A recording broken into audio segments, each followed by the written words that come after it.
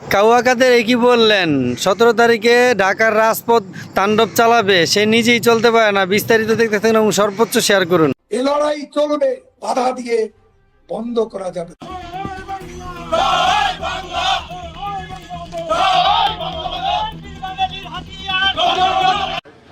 আন্দোলন সরকারের কানে, ইউনূসের কানে পানি ঢুকাতে পারছে না।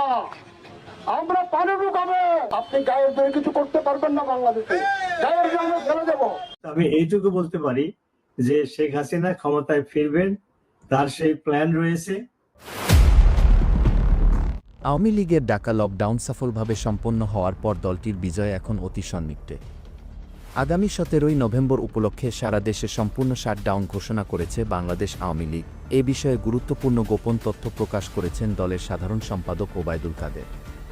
তিনি জানিয়েছেন, এই শাটডাউন কেবল একটি কর্মসূচি নয়, এটি দলের শক্তিশালী অবস্থানের প্রতীক। বিশ্লেষকরা বলছেন, চলমান রাজনৈতিক পরিস্থিতিতে আওয়ামী লীগ শক্তিশালী অবস্থানে রয়েছে। এই শাটডাউন শুধু রাজনৈতিক কর্মসূচি নয়, বরং আওয়ামী লীগের ভবিষ্যৎ রূপরেখাও বটে। এটি দলের ঐক্য, সংগঠন এবং জনসমর্থনের শক্তি প্রদর্শন করছে। আওয়ামী লীগের এই পদক্ষেপ দেশের রাজনৈতিক ময়দানে নতুন মোড় ঘুরিয়ে দিতে চলেছে। আওয়ামী লীগের লকডাউন সফল। এরপর কি করবে আওয়ামী লীগ? ঘোষিত কর্মসূচি হচ্ছে শাটডাউন। সোমবার আওয়ামী লীগ নেতা শেখ হাসিনার বিরুদ্ধে রায় ঘোষিত হবে।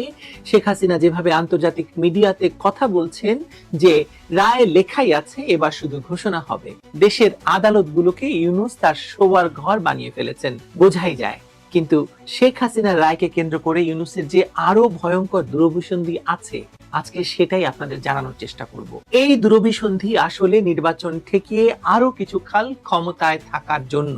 সেটা এই দুরভিসন্ধির বিষয়টি সত্য হোক বা না। একটি লকডাউন কর্মসূচি সফল করার পর আওয়ামী লীগের পরবর্তী রাজনৈতিক কর্মসূচি কি, এই প্রশ্ন অনেকেই করতে শুরু করেছেন। কারণ 17 নভেম্বর শেখ হাসিনার বিরুদ্ধে ইউনূস সরকারের